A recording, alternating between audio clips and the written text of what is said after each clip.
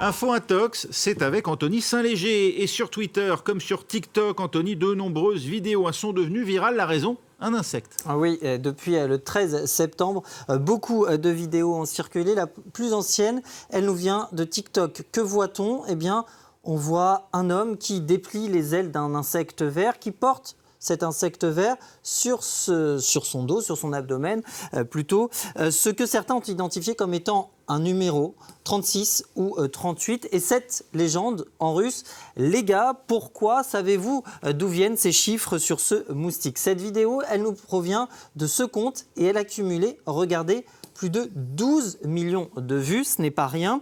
Et elle a été très reprise sur différents comptes.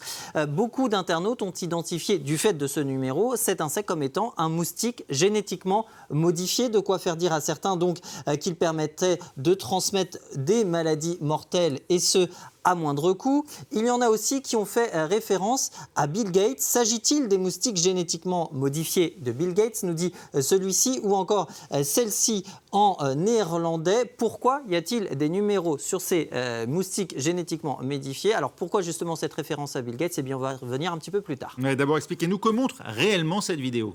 Eh bien, pour répondre à cette question, la rédaction des Observateurs de France 24 a contacté deux entomologistes, deux spécialistes donc de l'étude des insectes, et ils sont unanimes. Ils ont évidemment visionné la vidéo et ils sont unanimes. Il ne s'agit pas d'un moustique. Écoutez, Johanna Villeneuve-Chazet qu'on a pu interviewer. Même en quelques secondes, on voit qu'ils sont en train de remonter les ailes. Deux paires d'ailes, donc déjà on voit que c'est pas qu'une paire d'ailes, donc déjà tout de suite ça montre que c'est pas un moustique.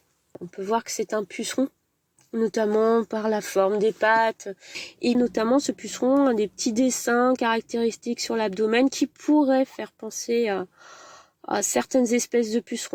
Alors vous entendez l'entomologiste qui a utilisé le conditionnel, elle n'est pas catégorique, pas sûre à 100% pour la simple et bonne raison, comme elle nous l'a expliqué, qu'il faudrait pouvoir l'identifier sous microscope, mais en tout cas l'espèce de puceron semble correspondre à l'Euceraphis betulae que l'on voit ici et dont l'une des caractéristiques justement c'est la présence de taches naturelles noires sur l'abdomen de l'insecte qui pour certains, vous le voyez, pourrait faire penser à des chiffres, comme ici le 8, mais qui pour d'autres n'ont rien de particulier. Donc si apparence de chiffres il y a, ce n'est qu'une coïncidence. Alors pourquoi certains ont-ils associé cela à Bill Gates ? Eh bien parce qu'il y a bien un lien entre Bill Gates et les moustiques. En l'occurrence, des initiatives financées par la fondation Bill et Melinda Gates, des fermes à moustiques pour lutter contre la propagation de maladies comme le paludisme ou encore la dengue, transmise donc par des moustiques. Par exemple, cette initiative en Colombie récente, Bill Gates en faisait l'écho sur son blog le 15 août dernier,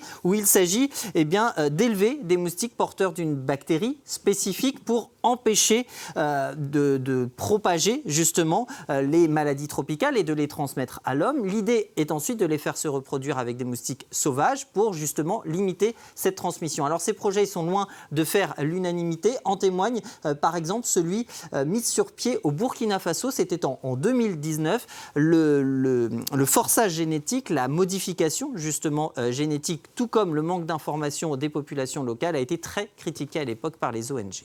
Merci Anthony Saint-Léger, c'était Info Intox. Restez avec nous. Prochain journal dans 3 minutes sur France 24.